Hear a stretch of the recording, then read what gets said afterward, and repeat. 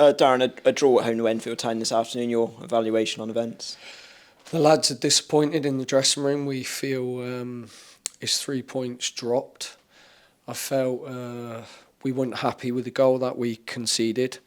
I felt in the first half we had good periods of play. When we went 1-0 up, we were carrying the momentum, and then we allowed them to score an easy goal against the run of play, and we never really responded, I think, from that and give the supporters enough to get behind. And the lads are like, we need to show a little bit more quality in the final third. But I felt we should have done that when we went 1-0 up. And you've got to make sure every player's concentrating to minimum keep a clean sheet, you win the game. Yeah, it felt the goal rocked Bath City a bit, because you said, I don't know what you said at half time, but it certainly did the trick for up to the hour mark. So best spell of the game.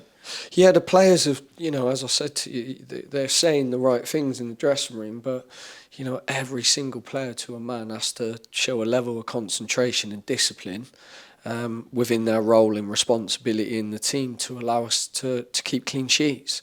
You know how many clean sheets that we kept last year, but then there was everything to play for in terms of relegation. This year, it's 10 points we've probably dropped now against teams that I felt were as good as, if not better. And that would put us near the playoffs. But I don't want to keep saying that. I sound like a broken record. We take accountability, responsibility that we should have picked up 3 points today. But I think it's a good thing that the lads are not accepting that. Owen Windsor's been an inspired arrival. He's now scored in his last 3 home games. Great to have him back out there. Lasted the whole game. Looked very lively, I thought. Yeah, I think he's a goal scorer. If you look at his stats, he's scoring, when he plays. Then you've obviously got Matt Bowman. I thought he was excellent again today.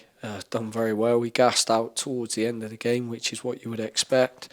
And then obviously Charlie Binns came in, and I thought he played really well. So in terms of the players that we're integrating within the squad, they've done very well. What I've got to do is I've got to keep adding to it.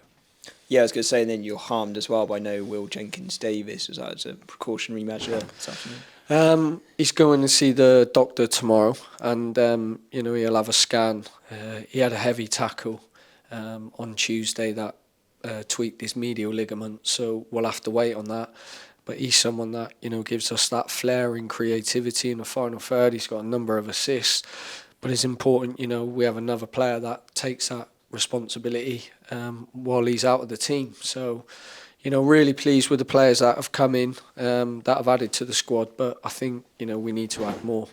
Vital that none of them picked up their 5th yellow as well going into next week. Yeah, that was really important going into the Maidstone game, because the last thing we wanted is 2 or 3 players missing.